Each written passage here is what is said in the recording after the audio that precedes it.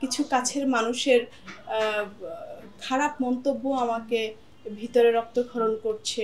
তাদের এই খারাপ মন্তব্য আমার গন্তব্য ঠেকাতে পারবে না।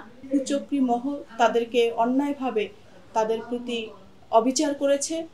আমি তো তাদের ব্যবসায়িক পার্টনার না, আমি তো তাদের সাথে রাজনীতি করছি।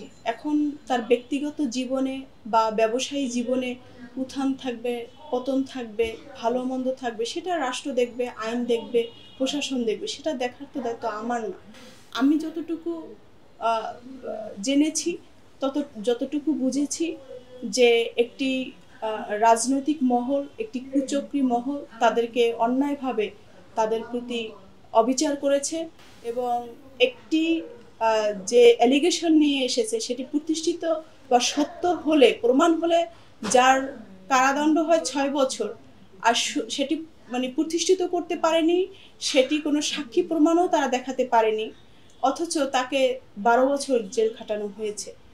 তো সেই বিষয়টি আসলে আদালত দেখবে যে, এবং মানবাধিকার দেখবে যে তার প্রতি ন্যায় করা হয়েছে না অন্যায় করে হয়েছে। এ বিষয়ে আমি কোনো মন্তব্য আর করতে চাচ্ছি না। সফলতার দৃষ্টিভঙ্গি এক একজনের কাছে এক এক রকম।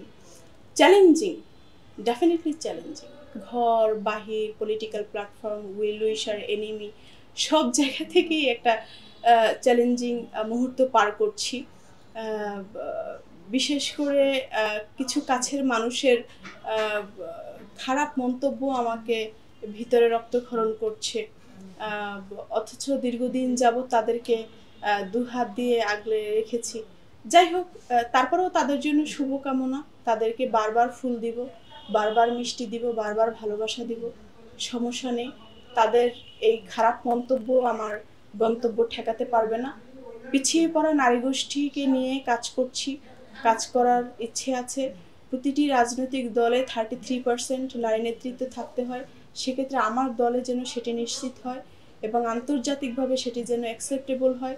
এই 33% আজ পর্যন্ত স্বাধীনতার 50 বছর পেরিয়ে যাওয়ার পরও কোনো রাজনৈতিক দল, এই যে বৃহত্তম দুটি রাজনৈতিক দল, তারাও নিশ্চিত করতে পারেনি 33%। কিন্তু আমি ফাতিমা তাসনিম পার্টির যে আত্মপ্রকাশ করতে যাচ্ছি, সেখানে আপনারা দেখবেন আমি 33% নিশ্চিত করছি এবং সেখানে ধর্ম মত নির্বিশেষে একেবারে সকলকে নিয়ে, হিন্দু মুসলিম বৌদ্ধ খ্রিস্টান সকলকে নিয়ে একই ছায়াতলে আমি নতুন রাজনৈতিক রেভলিউশন করতে যাচ্ছি, পলিটিক্যাল রেভলিউশন।